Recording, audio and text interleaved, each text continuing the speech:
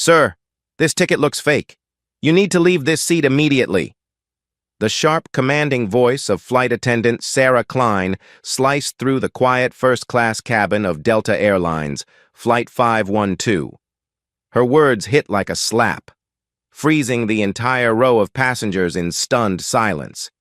Before we continue, let me know where you're watching from. Subscribe to the channel and don't forget to hit like.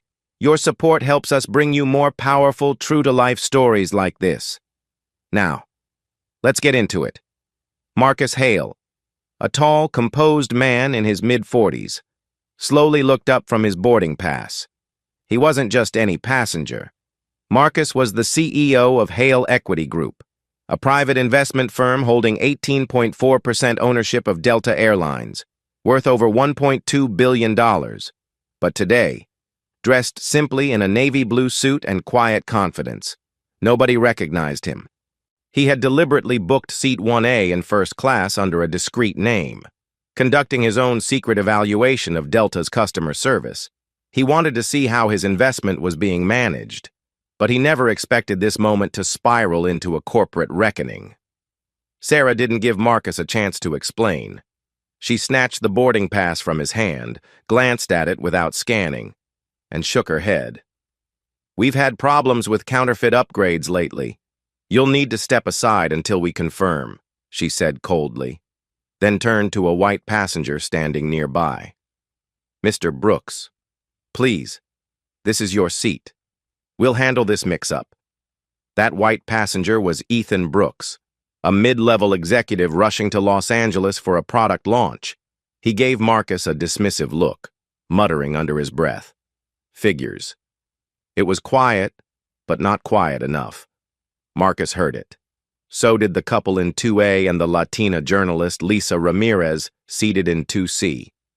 Lisa instinctively unlocked her phone, recording discreetly. She had seen subtle prejudice before, but something about Sarah's tone and Ethan's smugness made her uneasy. Marcus stayed calm, lowering his voice to keep control. "Ma'am, this is my seat. I paid for this ticket weeks ago. Please scan it before making assumptions." But Sarah ignored him. Within seconds, Elena Vargas, the chief flight attendant, approached, instead of diffusing the situation. She backed Sarah without question. "Sir, our records don't show your name in 1A. You'll need to step into the aisle while we sort this out." The tension in the cabin thickened. A few passengers leaned out to watch. Others pulled out phones to record. Time was running down. Boarding would close in 20 minutes. David Lawson, the ground supervisor, arrived next, visibly annoyed. "What's the holdup?" Elena explained quickly, framing Marcus as the issue, without verifying a thing. David frowned and crossed his arms. "Sir, if you don't comply, we'll have to remove you from this aircraft." That was when Olivia Grant, a security officer, stepped in. Olivia, a black woman herself, had seen situations like this unfold too many times. She took Marcus's ticket and quietly scanned it on her handheld device. The green light confirmed it instantly. Valid first-class ticket. Seat 1A. She looked up at Elena and Sarah. "It's legit. He belongs here." But instead of apologizing, Sarah's lips tightened. "We'll still need management approval."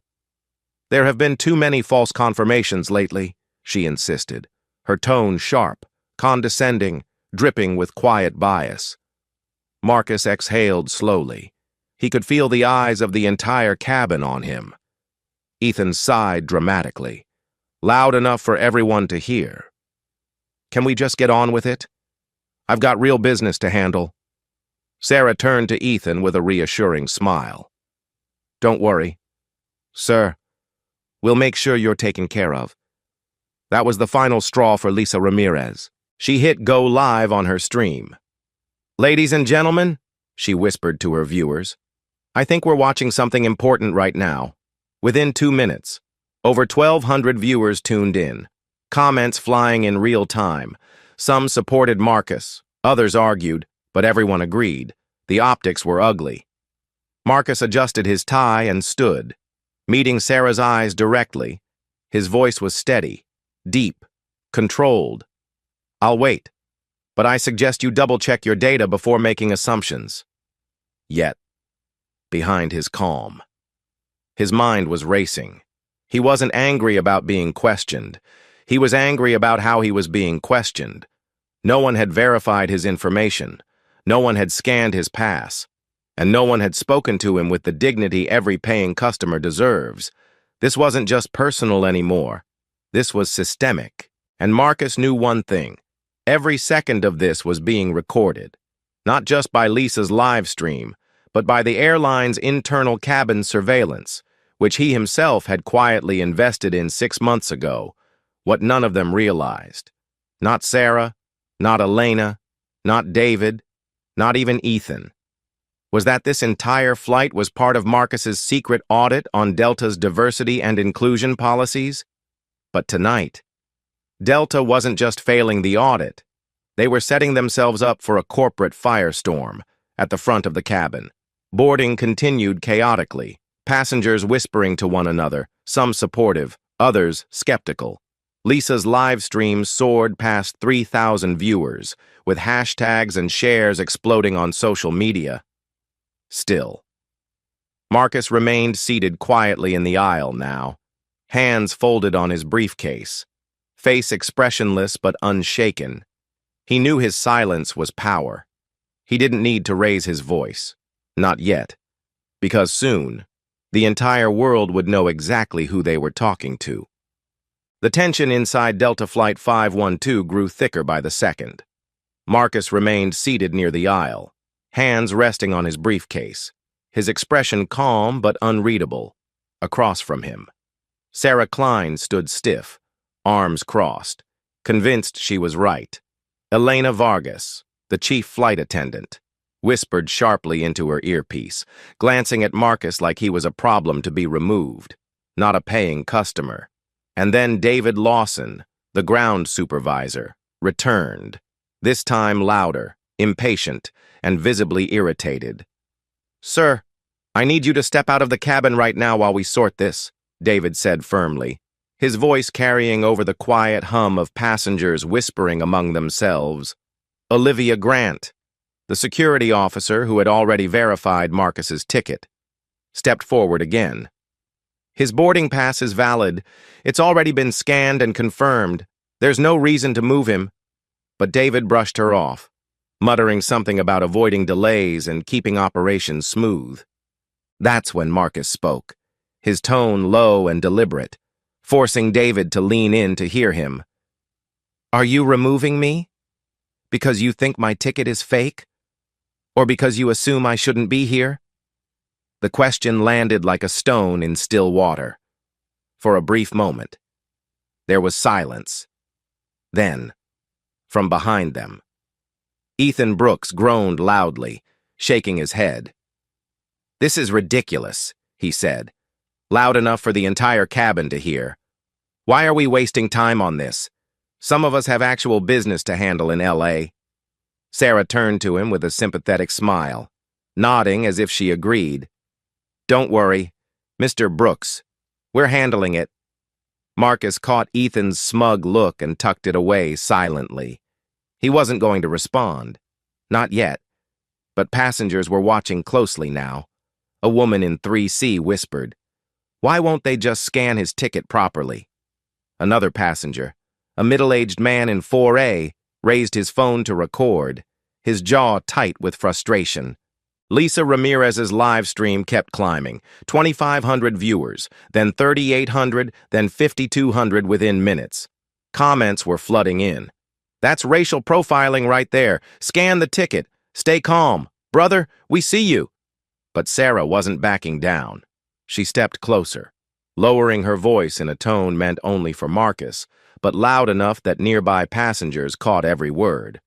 "Listen, sir. First class is for our premium clients. You're making this more complicated than it needs to be." The words stung, and Marcus could feel heat rising in his chest, but his face remained perfectly composed. Olivia's eyes widened. She had heard it too, but David still didn't intervene. Instead, He gestured for Marcus to stand up. "Sir, I'm asking you for the last time. Step into the jet bridge while we sort this out, or I'll have to escalate." The threat hung in the air. Passengers gasped softly, a few whispered nervously, sensing the situation spiraling out of control. And then, out of nowhere, Lisa's live stream jumped past 9,000 live viewers, the chat exploding in outrage. Someone had clipped Sarah's premium client's remark and pushed it onto Twitter. Within seconds, it was spreading like wildfire, but Marcus still didn't raise his voice. He looked at Olivia, gave her a subtle nod, and stood up slowly, sliding his boarding pass into his breast pocket. He stepped into the aisle, but his briefcase stayed in his hand. He wasn't leaving the plane. Not yet. As Marcus stood, Sarah immediately guided Ethan toward seat 1A. Smiling politely as if she had solved a problem, Ethan dropped into the seat, adjusting his cufflinks like he'd just won a battle. Several passengers exchanged uneasy glances. Some shook their heads in disbelief. Lisa zoomed in on Marcus's calm face and whispered into her phone's mic. "He's handling this with more dignity than anyone else here." David motioned toward the front of the plane. "Sir, this way. Please." But Marcus didn't move. He turned his gaze directly on David, his voice steady, every word deliberate. "You should be very certain about the next decision you make." It wasn't a threat. It was a promise. And David hesitated for the first time all evening. Meanwhile, Lisa's stream hit 12,000 live viewers. Multiple media outlets were already embedding her feed. The incident was trending nationwide under a single word: Delta, in the back. A couple of college students whispered excitedly, texting friends, "This guy's about to blow up the internet." Sarah, however, doubled down, walking past Marcus without making eye contact, muttering under her breath just loud enough for Lisa's mic to catch, "Some people just don't belong in first class." That single sentence triggered an eruption online. Lisa's viewers jumped past 18,000 instantly, the chat scrolling faster than she could read. Comments like, "Fire her now" and "Delta is done" filled the screen. But Marcus said nothing. He didn't need to. His silence was louder than their arrogance. Olivia finally stepped closer, lowering her voice to Marcus. "I've seen this before. I know what's happening. You're being targeted," she said softly. Glancing toward Sarah and David, Marcus nodded slightly. "I know," he replied calmly. "But it ends today. By now." Boarding was delayed, departure time ticking down dangerously close. The pilot had called twice, demanding the cabin be secured, but no one wanted to make the final decision. David looked torn, beads of sweat forming on his forehead. Ethan reclined casually in Marcus's seat, smirking every time their eyes met. Lisa kept recording, knowing something monumental was unfolding. And then, as the tension reached its breaking point, Marcus slid his briefcase onto his lap and rested his hand gently on the clasp. Inside were documents that would change everything. Inside was proof of who he was, and exactly how much power he held over this airline. But he wasn't ready to reveal it. Not yet. Not until they forced his hand completely. In the meantime, Lisa's stream crossed 25,000 live viewers. CNN producers were clipping the confrontation. Twitter threads were exploding. Hashtags were multiplying by the second. And still, Marcus sat there, silent, patient, steady, letting Sarah, Elena, and David keep digging themselves deeper. Across the cabin, a businessman whispered to his wife, "I think they're about to make the biggest mistake of their careers." He was right, because Marcus Hale wasn't just any passenger. He was the man who quietly held $1.2 billion of this airline in his hands. And soon, everyone in that cabin, everyone watching online, and everyone sitting in the Delta boardroom thousands of miles away was about to find out exactly who they had just humiliated for 15 long minutes. Marcus Hale sat silently in the aisle of Delta Flight 512, watching Sarah, Elena, and David fumble their way deeper into a mess they didn't yet understand.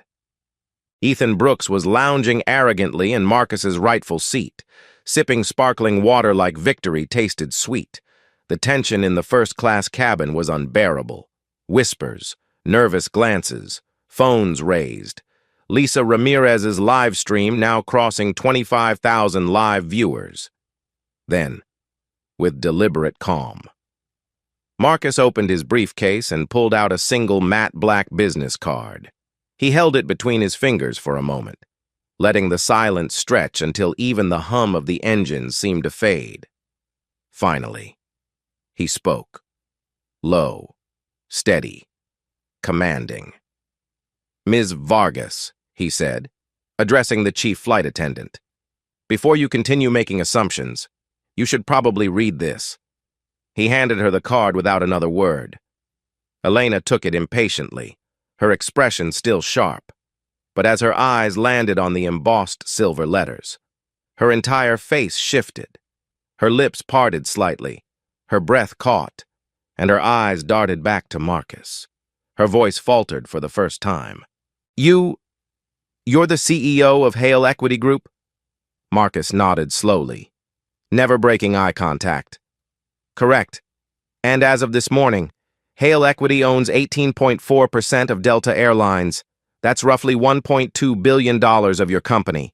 Ms. Vargas, would you like to try explaining again why I'm being treated like I don't belong here?" The cabin fell dead silent. Ethan Brooks froze mid-sip, his glass trembling slightly in his hand. Sarah Klein, who had stood tall and unyielding just minutes earlier, blinked rapidly as if her mind couldn't process the words. David Lawson's arms dropped to his sides, his confident posture collapsing instantly. And in the second row, Lisa Ramirez's phone buzzed wildly. Her live stream had just exploded past 4,000 live viewers. Comments were flooding in faster than she could read. "He owns the airline. Delta's about to get sued. This is going to CNN right now." Marcus let the weight of his words hang in the air before continuing, his tone calm but sharp enough to cut glass. "This flight," he said slowly, "wasn't just a trip to Los Angeles. It's part of an internal audit, a test, commissioned by my firm, evaluating how Delta treats its passengers, especially its minority customers. I wasn't going to reveal this until after the audit was complete, but since we've escalated this far, I think transparency is overdue." He turned his gaze directly towards Sarah. "Congratulations, Ms. Klein. You've just failed spectacularly." Sarah's cheeks flushed crimson, her composure cracking. I was just following procedure," she stammered, her voice barely above a whisper. Marcus raised an eyebrow. "Procedure? Without scanning my ticket? Without verifying my status? Or was it procedure to decide, based on a glance, that I didn't belong in first class?" Sarah's lips quivered, but she had no answer. Elena shifted uncomfortably, trying to regain control. "Mr. Hale, we had no idea who you were." Marcus leaned forward slightly, his voice quiet but firm. "And that's exactly the problem. You shouldn't have to know my name to treat me with basic dignity." Lisa's live stream soared past 55,000 live viewers now, trending #1 on Twitter under hashtag DeltaFlight512. National news outlets were embedding the video within minutes. Stock market analysts were already speculating on Delta's exposure. Meanwhile, Ethan Brooks, suddenly realizing the gravity of the situation, slid out of Marcus's seat without a word, standing awkwardly in the aisle, avoiding Marcus's gaze entirely. Marcus didn't even look at him. Instead, he tapped his phone, pulling up a live market tracker. He turned the screen toward David Lawson. "In the last 12 minutes since Lisa started her live stream," Marcus said evenly, "Delta's stock has lost $1.8 billion in market value. Do you understand what that means for your leadership team?" David swallowed hard, nodding faintly. sweat beading on his forehead. Marcus leaned back, folding his hands. "I suggest you call Atlanta. Right now. At the back of the cabin." A hush fell over the passengers. Every eye was on Marcus, phones tilted toward him, capturing every movement, every syllable. Olivia Grant, the security officer, stepped slightly closer, her voice calm but firm.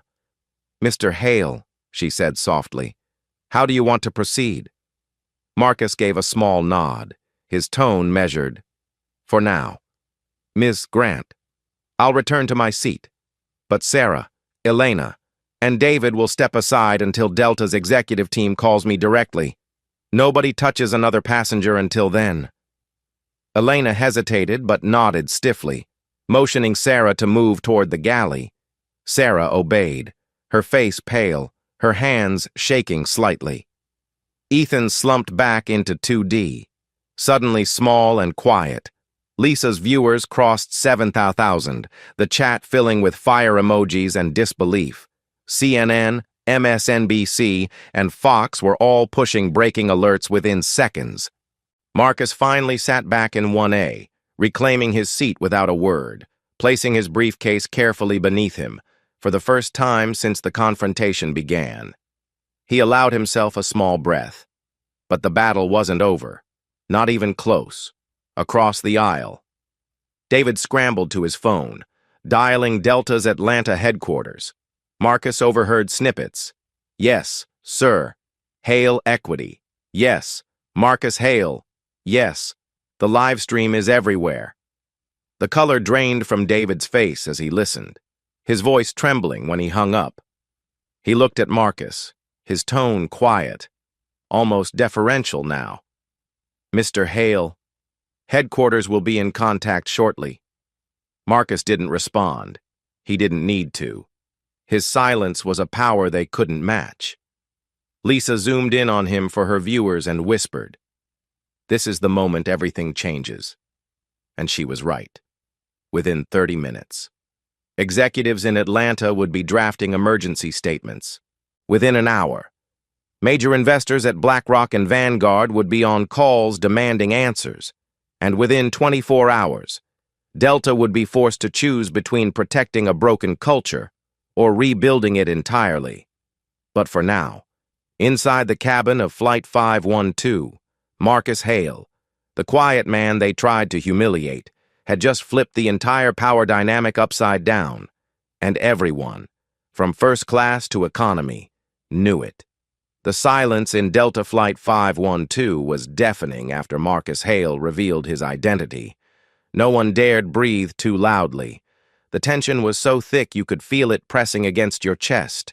David Lawson, the ground supervisor who minutes earlier threatened to remove Marcus, stood frozen by the cabin door, clutching his phone like a lifeline. Across the aisle, Sarah Klein and Elena Vargas huddled by the galley, whispering furiously, their faces pale, movements restless. Ethan Brooks, once smug and entitled, sat stiffly in 2D, staring at the seatbelt buckle in front of him as though wishing he could disappear. Meanwhile, Lisa Ramirez's live stream had just exploded past 88,000 live viewers and rising fast. Social media had already named the incident Delta Flight 512, with clips flooding X, TikTok, and Instagram within minutes. Cable news channels began embedding Lisa's feed, and the entire nation was watching this plane in real time.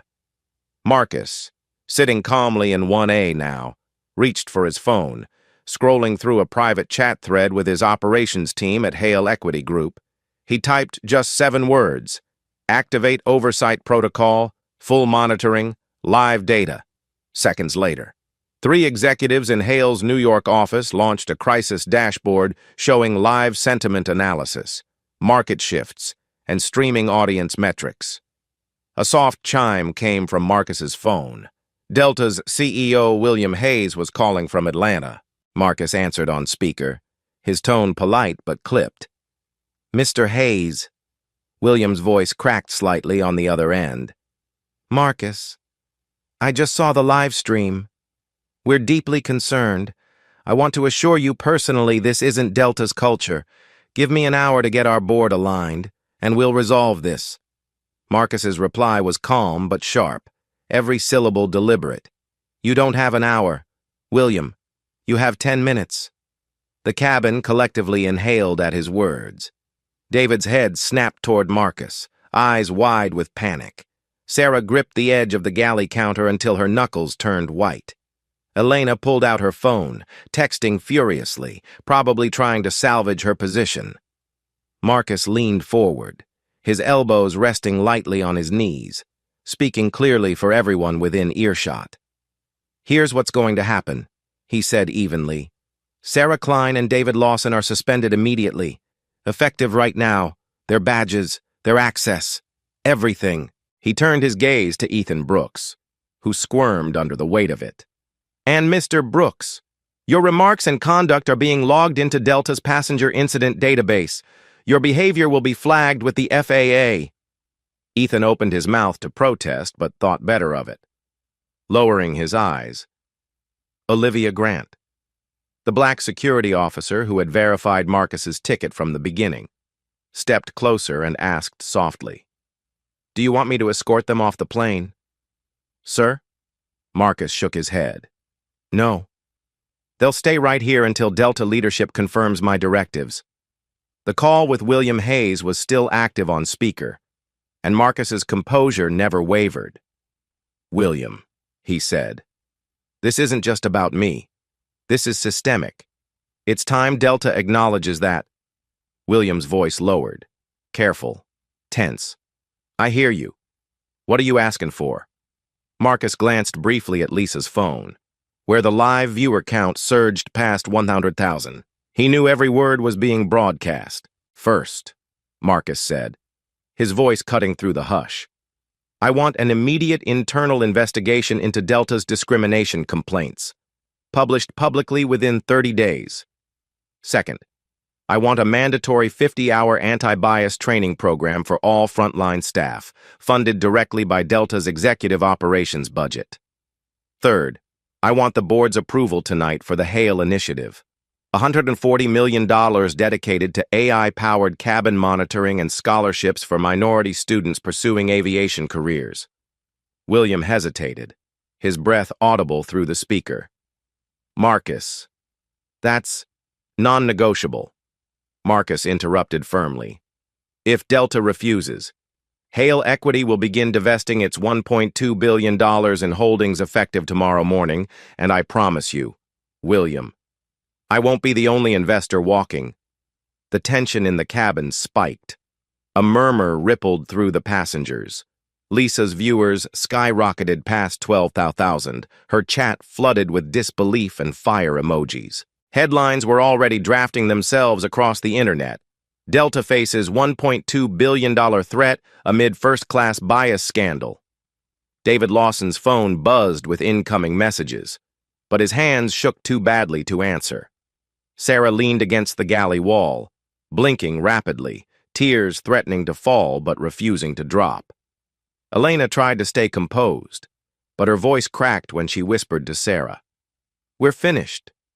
Marcus finally ended the call, sliding his phone back into his pocket, and addressed the cabin directly, his voice soft but commanding. Ladies and gentlemen, I apologize for the delay. This flight will depart in 10 minutes once leadership confirms immediate policy actions. Thank you for your patience. A few passengers began to clap quietly, hesitant but supportive. Olivia crossed her arms and stepped beside Marcus like an unspoken shield, her presence strong and steady. Lisa zoomed in on Marcus's calm profile, whispering into her mic for her viewers.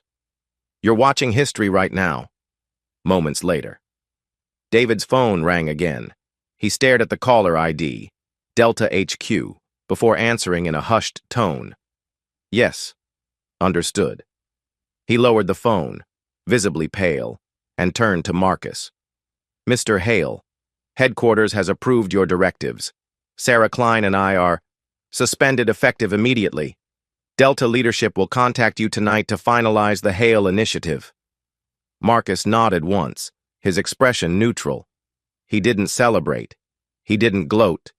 He simply replied, Good. Let's make sure this never happens again. Sarah turned toward Marcus, her lips trembling. Mr. Hale, I didn't mean— Marcus raised a hand gently, stopping her mid-sentence. Ms. Klein, intent doesn't erase impact. Take this time to reflect. Sarah lowered her gaze, silent, tears finally slipping free. Ethan Brooks shifted uncomfortably, avoiding eye contact altogether. Lisa's viewer count hit 14,500, trending #1 globally now. With clips of Marcus's quiet authority going viral across every platform, news anchors were calling him the man who turned an airline upside down mid-flight. And yet, through it all, Marcus remained composed, his breathing steady, his voice measured. He wasn't just fighting for himself anymore. He was fighting for every passenger who had ever been told they didn't belong. As the engines powered up and boarding finally closed, the cabin lights dimmed slightly. Marcus leaned back in his seat, resting one hand on his briefcase, his thoughts already moving to the bigger battle ahead. Because this wasn't over. The live stream was only the beginning. Within hours, the Delta board would convene an emergency session. Within days, the FAA would issue formal inquiries, and within weeks, the airline industry itself would face unprecedented scrutiny. Marcus knew one thing with absolute certainty. By the time this was over, the way airlines treated their passengers would never be the same again. 2 hours after Delta Flight 512 finally took off, an emergency board meeting was underway at Delta's headquarters in Atlanta. The stakes had never been higher. Screens across the conference room displayed real-time metrics. Marcus Hale's confrontation had amassed over 11.2 million views in just 3 hours. Delta's stock had dropped 8.7% since boarding, and the hashtag Delta Flight 512 was trending worldwide. Inside the glass-walled boardroom, Delta's CEO William Hayes looked pale as he addressed the executive committee. "Ladies and gentlemen," he began, voice trembling slightly, "we are facing the most severe public relations crisis in our company's history. Marcus Hale owns 18.4% of this airline. He's on that plane right now, streaming live to hundreds of thousands, and we've mishandled this from the start." Around the table sat Delta's CFO Linda Reynolds, COO Mark Chen, legal counsel, PR strategists, and 4 representatives from Delta's largest institutional investors, including BlackRock and Vanguard. None of them looked happy. Maria Gonzalez, regional director, spoke first, slamming her pen against the table. "This isn't just a PR nightmare, William. This is operational malpractice. We ignored valid documentation, humiliated an investor, and broadcast systemic bias to the entire world." Linda, the CFO, tapped her tablet, pulling up the numbers. "We've lost $2.4 billion in market cap since Lisa Ramirez went live. If we don't stabilize investor confidence immediately, we're looking at a credit downgrade within 48 hours. A murmur rippled through the room. Then the speakerphone crackled, and Marcus's voice came through, calm, steady, commanding. "Good evening, everyone. I assume you've seen the numbers?" Silence followed. No one dared interrupt him. Marcus continued. "Let me be clear. I didn't create this crisis. Your team did. You've known for years that Delta has a systemic issue with bias complaints. 612 formal reports filed last year alone, 58% involving racial discrimination. I gave this company every chance to address the problem quietly, but today proved to me, and to the world, that quiet isn't working anymore." William Hayes leaned toward the mic, his voice soft, pleading. "Marcus, we made mistakes. Yes, but we're ready to work with you. Tell us what you want." Marcus didn't hesitate. "You already know what I want. The Hale Initiative. $140 million invested in 3 pillars. First, 50-hour mandatory anti-bias training for every Delta employee, including executives. Second, AI-powered cabin monitoring systems that flag discriminatory behavior in real time. And third, a $50 million aviation scholarship fund for minority students. If this board does not vote yes tonight, I will begin divesting my $1.2 billion in holdings at market open.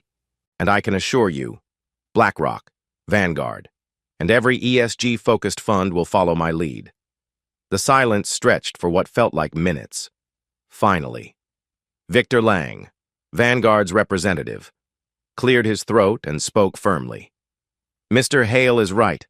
Our institutional clients demand diversity accountability. Delta cannot afford another incident like this. Across the table, Angela Morris from BlackRock nodded. If Delta fails to act, our ESG funds will divest immediately. This isn't negotiable. The pressure inside the boardroom hit a breaking point. William looked around the table, sweat beading on his forehead, and finally spoke. All in favor of adopting the Hale Initiative? One by one. Hands rose. CFO Linda Reynolds raised hers first. COO. Mark Chen followed reluctantly. Maria Gonzalez raised hers without hesitation. Investor representatives nodded unanimously. Within 30 seconds, the decision was unanimous. Delta Airlines had approved $140 million in reforms on the spot. The entire room exhaled in unison. But Marcus wasn't finished. One more thing. He said calmly, Sarah Klein and David Lawson, suspended, effective immediately. Elena Vargas, reassigned pending retraining. And this needs to be communicated publicly within the next hour. Transparency isn't optional anymore. William nodded quickly, scribbling notes furiously. Done, he said. We'll issue the statement. Marcus paused briefly before delivering his final words. Understand this. William, this isn't about saving Delta's stock price. This is about rebuilding trust. Because today, Delta didn't just humiliate me. You humiliated millions of people who saw themselves in that cabin, on the plane. Lisa Ramirez was still live streaming. Her viewer count had crossed 5,000, with national outlets now embedding Marcus's comments from the boardroom call, in real time. Passengers watched Marcus dismantle decades of corporate complacency from his seat in 1A. Sarah sat silently in the galley, trembling, wiping at her swollen eyes. David stared at the carpet, pale and motionless, fully aware his career was over. Ethan Brooks shifted uncomfortably in his seat, avoiding Marcus entirely, no longer smug, no longer defiant. Meanwhile, Olivia Grant, the security officer who had defended Marcus from the start, received a text notification. Her promotion to Director of Passenger Equity Initiatives had just been approved by Delta leadership. Lisa whispered into her mic. Everyone watching this, you're seeing change happen live, right now, on this plane. The chat exploded. Fire emojis, applause emojis, messages of solidarity from around the world. CNN, MSNBC, and Fox ran simultaneous breaking banners. Delta approves $140 million reform package after first-class bias incident on social media. Marcus's calm authority became an emblem of dignity under pressure. His words, bias is costly, accountability builds futures, went viral overnight, quoted by influencers, CEOs, and civil rights leaders alike. Yet Marcus remained composed, speaking to no one, simply gazing out the window as city lights sparkled far below. He knew this victory wasn't personal, it was systemic, and while this battle had been won, the war for equity was only beginning. Across the country, other airlines were watching closely, their boards calling emergency sessions, their PR teams scrambling to review internal policies. Delta had been forced into reform, but the ripple effect was just starting to spread. By the time Flight 512 landed in Los Angeles, Marcus Hale had gone from being a passenger fighting for dignity to a man reshaping an entire industry in real time. And everyone knew this was only the beginning. 6 months after Delta Flight 512, the airline industry was almost unrecognizable. What began as a humiliating confrontation in a first-class cabin had transformed into a sweeping movement for equity, accountability, and systemic reform. The Hale Initiative, approved that night under immense pressure, had rolled out across every Delta hub nationwide. Its impact was staggering. Internal data showed customer discrimination complaints had dropped 38%. Minority passenger satisfaction had surged 24%, and overall trust scores reached record highs. Every Delta employee, from executives to flight attendants, had completed the 50-hour anti-bias training program, which became a case study for Harvard Business School. The AI-powered cabin monitoring system, once controversial, had already flagged 47 incidents for early intervention, preventing multiple passenger escalations before they could spiral into public scandals. Delta's investment in aviation scholarships was equally transformative. 62 minority students had already been awarded full funding to pursue careers as pilots, engineers, and aviation executives. Marcus Hale hadn't just influenced Delta's policies, he'd forced an entire industry to reevaluate its culture. The FAA, inspired by Delta's reforms, passed new mandates requiring all U.S. airlines to adopt 48-hour reporting deadlines for bias-related complaints and to maintain full public transparency on disciplinary actions. Within months, major carriers like United, American, and Southwest followed suit, adopting their own versions of the Hale Initiative to avoid investor backlash. But beyond the statistics, the personal stories defined the movement's heart. Lisa Ramirez, the freelance journalist whose live stream captured the entire confrontation, had become one of the most recognizable names in digital media. CNN hired her as a full-time correspondent within 3 months, and her Emmy-winning documentary, Flight 512, The Day Dignity Took Off, became the highest-streamed investigative special of the year. Her voice on that day had amplified millions of unheard voices, and she used her newfound platform to advocate for corporate accountability nationwide. Olivia Grant, the security officer who verified Marcus's ticket and quietly stood by his side, was promoted to Director of Passenger Equity Initiatives at Delta. She now led a 200-person team dedicated to ensuring fairness in every aspect of customer service. Olivia often said in interviews, "All I did was do my job right, but that day showed me just how many people needed someone to stand up for them."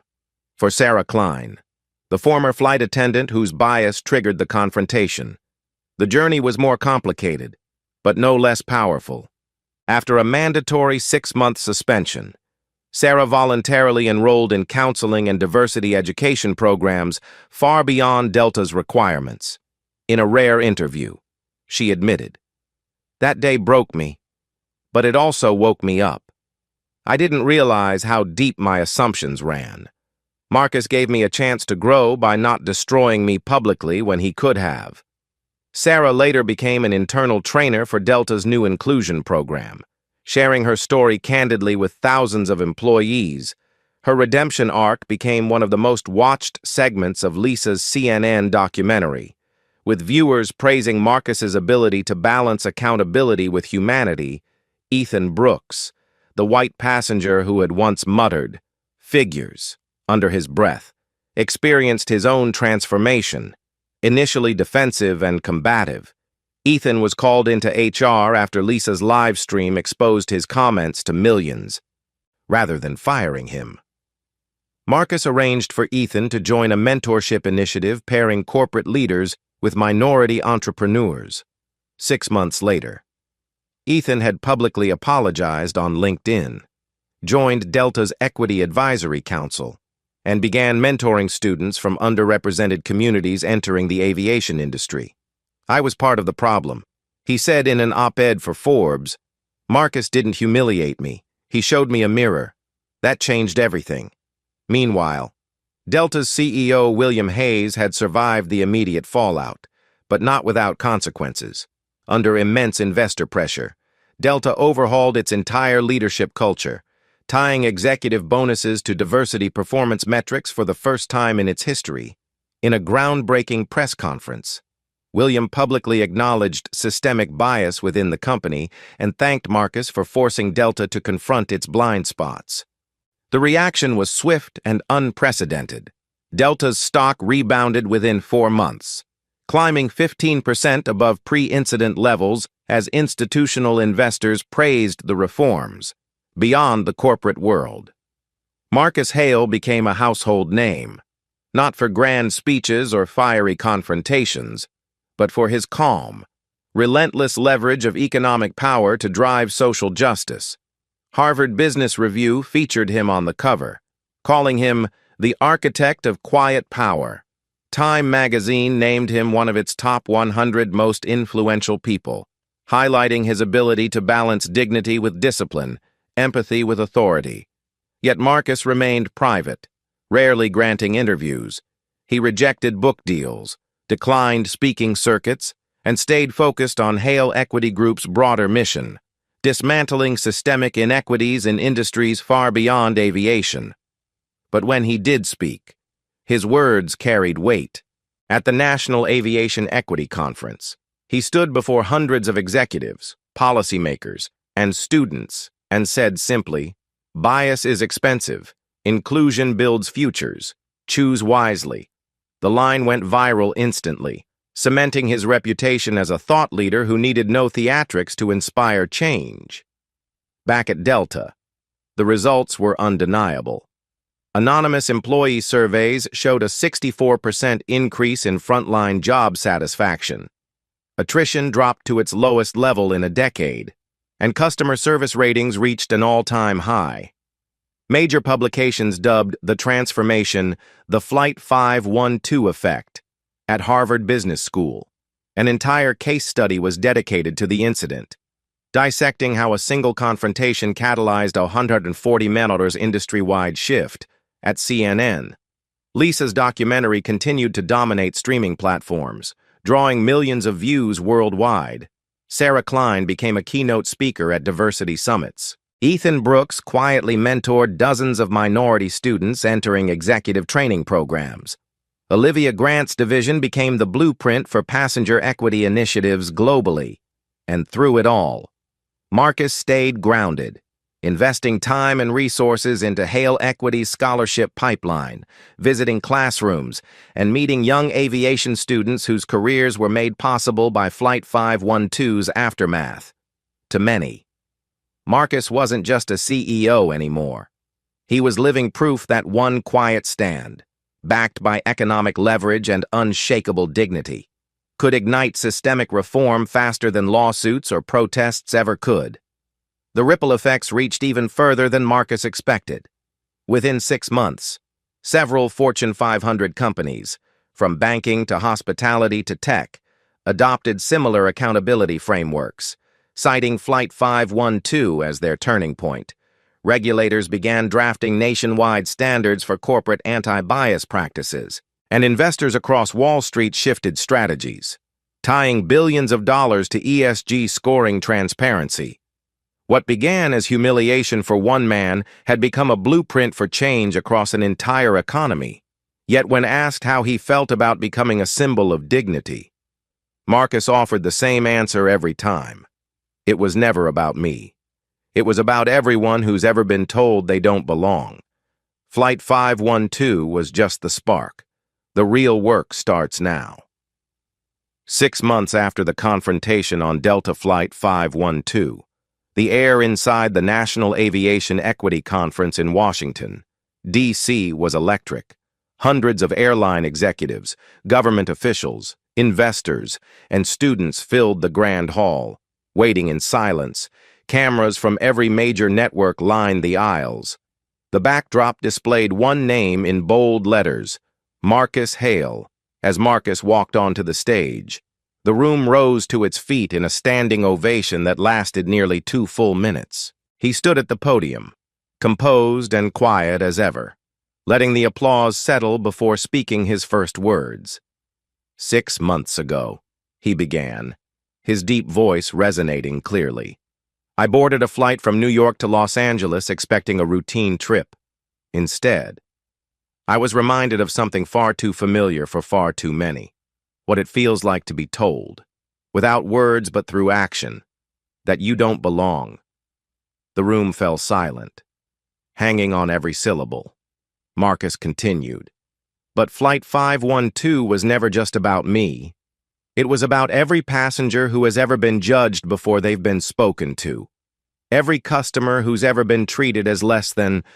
Every employee who's ever been forced to choose between their dignity and their paycheck. He paused, scanning the crowd, his gaze steady, commanding without force. That day, a single confrontation triggered something larger than all of us. It forced us to confront the truth. Bias isn't just immoral, it's expensive. And dignity isn't optional anymore. It's non-negotiable. Cameras clicked rapidly, flashes filling the hall, but Marcus never broke his rhythm. The Hail Initiative, which began on that plane, has now reshaped an entire industry. In just 6 months, discrimination complaints across Delta have dropped 38%. Customer satisfaction is at a record high, and 62 scholarships have been awarded to minority students pursuing careers in aviation. Students who, in just a few years, will become the pilots, engineers, and executives leading the next generation. A ripple of applause filled the room, but Marcus raised a hand gently, signaling for silence. "This isn't just Delta's victory," he said. "The FAA has adopted new reporting standards, forcing every airline in this country to publicly disclose bias-related complaints within 48 hours. United, American, Southwest, all of them have followed suit, and beyond aviation. We're seeing change ripple through banking, hospitality, and tech. Corporate America is finally learning a simple lesson. Inclusion builds futures, and silence costs billions." In the front row, Lisa Ramirez wiped away tears. Her live stream from Flight 512 had changed her life, taking her from a struggling freelance journalist to a full-time CNN correspondent. Beside her sat Olivia Grant, the former security officer, now director of passenger equity initiatives, whose leadership had become a model for airlines worldwide. A few seats down, Sarah Klein sat quietly, hands folded in her lap. Her suspension had ended, but instead of returning to first-class service, Sarah now trained Delta's new recruits, teaching bias awareness from the perspective of her own painful mistakes. Marcus had invited her personally, a decision that drew whispers from critics but earned standing respect from reform advocates. Next to Sarah was Ethan Brooks, the passenger whose dismissive remarks had gone viral 6 months ago. Ethan's arrogance had nearly cost him his career. Today, he was one of the leading mentors in Delta's diversity and leadership program, pairing minority entrepreneurs with corporate executives. When reporters asked Ethan how he felt sitting in this room, his voice cracked slightly as he said, "I came here to listen, and to do better."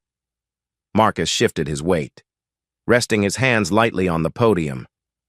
"I've been asked many times why I didn't sue Delta," he said, "why I didn't use my power to destroy careers, and the answer is simple. You don't change systems by burning them down. You change them by holding them accountable and showing them how to build something better." The room erupted in applause, this time louder, sustained, unrestrained. Marcus waited patiently, his expression calm but his presence magnetic. "We've learned something these past 6 months," he continued softly, letting his words carry across the hall. "Real reform doesn't start in boardrooms. It starts where dignity is tested, in small interactions, on ordinary days, in the choices employees make when no one is watching." Flight 512 wasn't just a moment. It became a mirror, and what we saw staring back wasn't easy to face. But we faced it anyway. As Marcus spoke, screens behind him displayed real data, rising equity scores, increased minority hiring, improved retention rates, and scholarship recipient testimonials. One clip showed a young black student from Atlanta, her voice trembling with pride as she said, "Because of the Hail Initiative, I'll be the first pilot in my family." Another clip showed a Latino engineering student at MIT, grinning as he explained, "I didn't think this world had space for me. Now I know it does." Tears welled up in the eyes of several attendees. Investors in the back row exchanged quiet nods, recognizing that Marcus had not just saved Delta from financial collapse, he'd made equity profitable. As the presentation closed, Marcus leaned forward slightly, lowering his voice to drive the final point home. "Bias is costly," he said slowly, letting each word land. "But accountability builds trust, and inclusion builds futures. That's not just a statement for airlines. That's a blueprint for every industry in America." The audience rose to its feet again, applause crashing like a wave. But Marcus stepped back from the podium, hands clasped lightly in front of him, his expression humble, grounded, unchanged. He didn't bask in the moment. He never had. Across the hall, cameras flashed, and reporters scrambled to file breaking stories. Marcus Hale's keynote redefines corporate equity. Social media exploded instantly, the hashtag Flight512Legacy trending globally within minutes. Backstage, Lisa approached Marcus quietly, her voice soft. "You know you've changed the world, right?" Marcus smiled faintly, shaking his head. "No, Lisa," he replied gently. "We all did." Sarah approached next, tears in her eyes, and whispered, "Thank you for not giving up on me." Marcus placed a hand on her shoulder, nodding once. "Use your second chance well. There are lives depending on it." As the conference ended and attendees poured out into the evening air, something felt different, not just inside that room, but across an entire industry. In the days that followed, Marcus's speech would be replayed on every major network, studied in business schools, and quoted in boardrooms around the world. Within weeks, 2 Fortune 500 companies outside of aviation announced billion-dollar diversity initiatives, explicitly citing Flight 512 as their catalyst. Within months, Congress held hearings on workplace discrimination in transportation, banking, and hospitality, using Delta's reforms as a model for new national standards. Marcus returned to Hale Equity quietly, avoiding interviews and declining accolades. But the world kept watching, inspired by his calm insistence that true power doesn't shout, it acts. And as the sun set over Washington that night, one thing was undeniable. What began as humiliation in a first-class cabin had grown into a movement. Flight 512 had rewritten corporate history, redefined accountability, and restored dignity to millions who had been told they didn't belong. And for Marcus Hale, it was only the beginning. Thank you for watching this story. If you enjoyed it, please like, subscribe, and turn on the bell so you don't miss the next video. And let us know where you're watching from in the comments. See you in the next one.